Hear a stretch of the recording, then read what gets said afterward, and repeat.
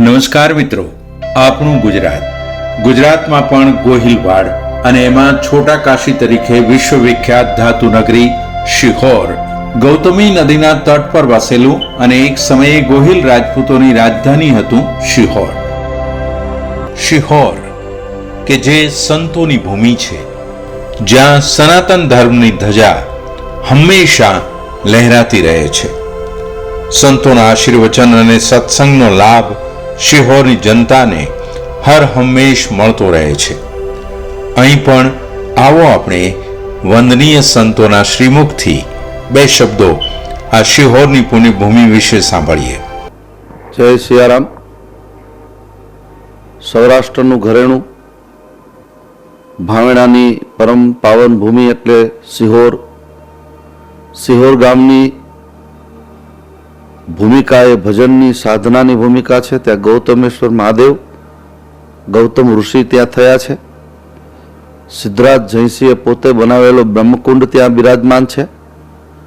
રાધાકૃષ્ણ મંદિર, કોયા ભગતની જગ્યા, ત્રણે ત્રણ પદાર્થો શિહોરની ભૂમિમાં જોવા મળે. આધ્યાત્મિક, આધિદૈવિક અને આધિભૌતિક. એ શિહોરની પરમ પાવન ભૂમિને વર્તમાન સમયમાં પાશ્ચાત્ય સંસ્કૃતિનું આંધળું અનુકરણ, એના કારણે યુવા જગત જે મૂળ સંસ્કારો, પાવન સંસ્કારો એને ભૂલતું ગયું છે. અને શિહોર ગામની પાવન ભૂમિને, એના ઇતિહાસને પુનર્જીવિત કરવાનું કામ મારા પરમ આદરણીય સેવક વડીલ સ્વર્ગસ્થ વસંતભાઈ વોરાના સુપુત્ર ભાવિનભાઈ વોરા, જે અત્યારે અમદાવાદમાં સ્થાયી છે, એનો આખો પરિવાર ધર્મ, સંસ્કાર, સાધુ સંતો સાથે જોડાયેલો છે. એ ભાવિનભાઈને સુંદર પવિત્ર વિચાર આવ્યો કે શિહોરના ઇતિહાસને લોકાભિમુખ કરીને મીડિયા દ્વારા જગત આખામાં એનો વિસ્તૃત અહેવાલ જાય અને સત્યની જગતને ખબર પડે.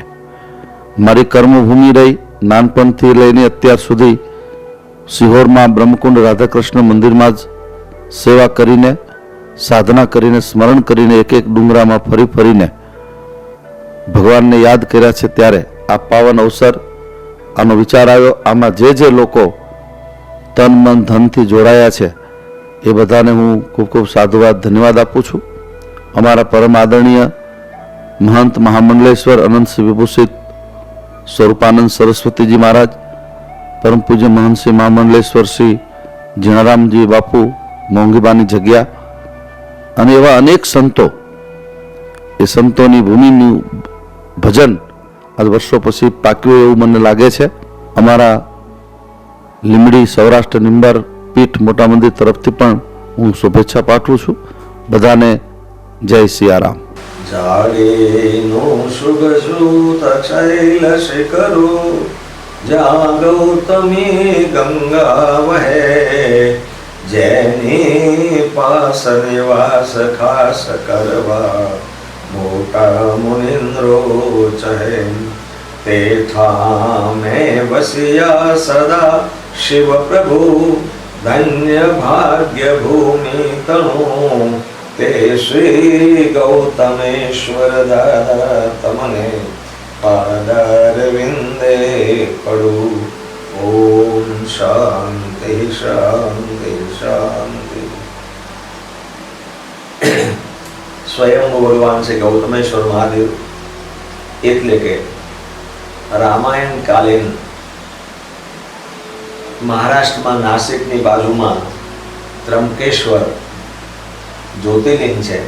એની પાછળ કૃષ્ણાવર્ત કુંડ અને ગોદાવરી નદીનું ઉદ્ગમ સ્થાન એવા બ્રહ્મગીરી પર્વત ઉપર ગૌતમ ઋષિ અહલ્યા સાથે રહેતા હતા. એ ઘટના આપ બધાને ખબર છે. અહલ્યાને શ્રાપ થયો. એ પછી ગૌતમ ઋષિના મનમાં અહલ્યાને 2 ગુના શ્રાપ દેવાનું દુઃખ હતું, એટલે ભારત ભ્રમણમાં યાત્રામાં નીકળ્યા. એવી વખતે એ ફરતા ભ્રમણ કરતા આ જગ્યાએ આવ્યા. આવી વાત સ્થળ પ્રકાશ નામના ગ્રંથમાં લખેલી છે. એ સમયમાં આપણા ઇતિહાસ જોઈએ તો તક્ષશિલા, નાલંદા અને વલ્લભી વિદ્યાપીઠ ચાલતી હતી. એ વલ્લભી વિદ્યાપીઠમાં સ્થળ પ્રકાશ નામનો ગ્રંથ ચાલતો હતો. અને એમાં આ હકીકત લખેલી છે ગૌતમેશ્વર મહાદેવની. એટલે ગૌતમ ઋષિ અહીંયા આવ્યા એ વખતે શિવલિંગ તો અત્યારે જે છે એ હતું જ, ગુફા પણ એ વખતે હતી, પણ ગૌતમ ઋષિ સપ્તર્ષિઓમાંથી એક છે એટલે મહાન ઋષિ હતા, એમના નામ સાથે ગૌતમેશ્વર મહાદેવનું નામ જોડાયું. એટલે ત્યારથી ગૌતમેશ્વર મહાદેવ કહેવાય. ગૌતમ ઋષિના નામ ઉપરથી આ નદી ચલાવી, એ ગૌતમી નદી. ગૌતમ ઋષિ જ્યાં સ્નાન કરતા હતા એ ગૌતમ કુંડ અને આ ગુફા ગૌતમેશ્વર મહાદેવની એ એટલું પુરાણું છે. અમારી તો એટલી જ પ્રાર્થના કે આ જે સ્થળ શાંતિવાળું છે એને આવનાર યાત્રિકો શાંતિ રહેવા દે, પિકનિક સેન્ટર ન બનાવે આને. એવું પવિત્ર વાતાવરણ છે આ એનું કે તમે જ્યાં બેહો ત્યાં એકદમ તમારું મન લાગી જાય. હજારો વર્ષથી અહીંયા લોકો જે આવ્યા છે, જે સંતો થઈ ગયા, એ બધાએ તપસ્યા કરી છે અને એ તપસ્યા દ્વારા આના જે વાઇબ્રેશન છે એટલા પવિત્ર છે કે તમને શાંતિથી બેસવાનું મન થાય. કંઈ પણ જગ્યાએ તમે બેસો, જે અમારી પાસે આવે એને માનવ થવાનો પ્રયાસ કરીએ છીએ, કહીએ છીએ કે વ્યસન મુક્ત બનો, બાળકોને ભણાવો, સારું ખવડાવો પીવો અને આનંદથી રહ્યો.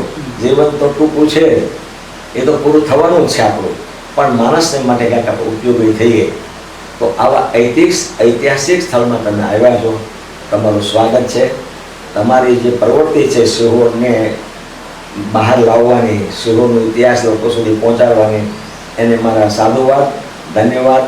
સર્વે ભવંતુ સુખિના, સર્વે સંતુ નિરામયા, સર્વે ભદ્રાણિ પશ્યન્તુ, મા કશ્ચિત દુઃખ ભાગ ભવે. ઓમ શાંતિ શાંતિ શાંતિ. શિહોર કે જે ભાવનગરથી 25 કિલોમીટરના અંતરે આવેલું છે, જે હંમેશા પોતાની પર્વતોની ગિરિમાળા, ગૌતમેશ્વર મહાદેવ, નવનાથ મહાદેવની યાત્રા, બ્રહ્મકુંડ અને રજવાડી પેંડાથી પ્રખ્યાત રહ્યું છે.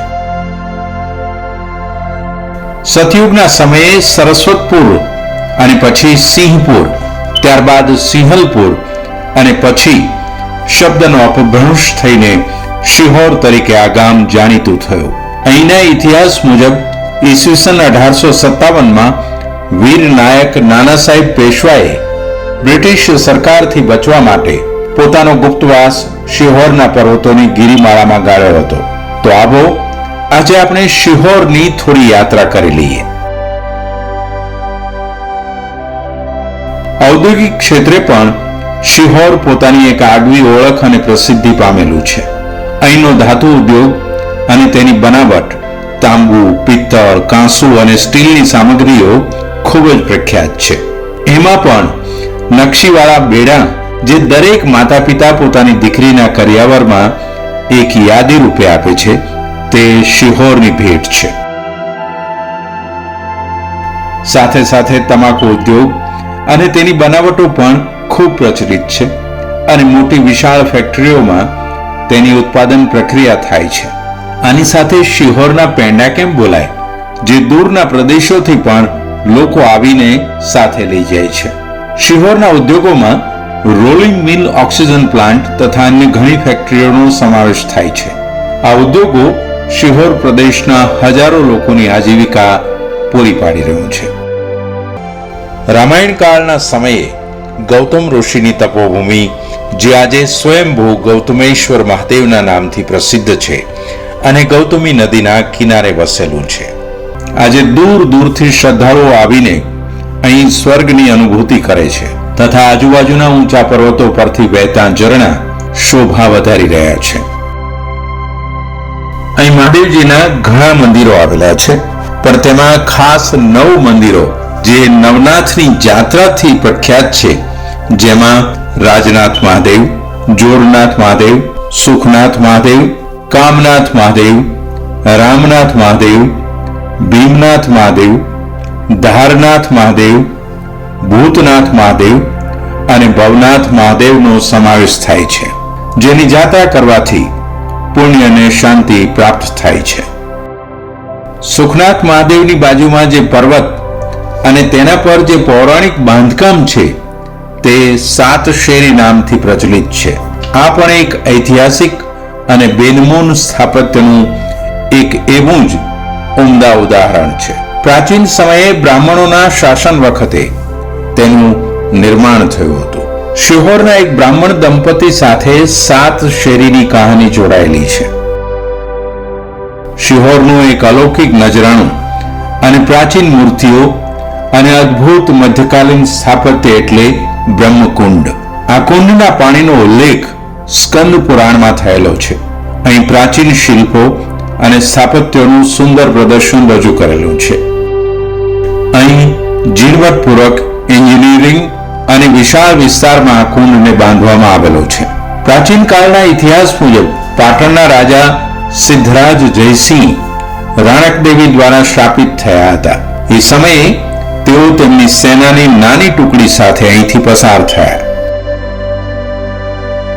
શ્રાપના કારણે રાજાના શરીર પર કોઢ નીકળ્યો હતો. રાજાને ખૂબ પાણીની તરસ લાગી હોવાથી તે કુંડ પાસે રોકાયા અને કુંડનું પાણી ગ્રહણ કરી સ્નાન કર્યા બાદ કંઈક અલગ અનુભૂતિ થઈ અને શરીર પરનો કોઢ ગાયબ થઈ ગયો. આ સ્થળને અદ્ભુત જાણી તેમણે અહીં કુંડનું નિર્માણ કરાવ્યું, જે આજે બ્રહ્મકુંડ તરીકે જાણીતું છે. એવા જ છે શિહોર શહેરના કુળ માતા શિહોરી માતા, જે 900 ફૂટની ઊંચાઈએ આવેલું છે અને તેના 380 પગથિયા છે. જાની, મહેતા અને ભટ્ટ પરિવારના લોકો શિહોરી માતાને પોતાની કુળદેવી તરીકે પૂજે છે. માતાજીનું સાચું નામ છે યમુનાજી, પણ શિહોર પરથી શિહોરી માં તરીકે વિશ્વવિખ્યાત થયા. માના દર્શન કરવાથી દરેક શ્રદ્ધાળુની મનોકામના પૂર્ણ થાય છે તથા શિહોરી માના અનેક પરચાઓ ગ્રંથોમાં વર્ણવાયેલા છે. શિહોરનો દરબારગઢ કે જે ભાવનગરના રાજવી પરિવારની માલિકીનું સ્થળ છે, જે 600 વર્ષ જૂનું પૌરાણિક સ્થળ છે.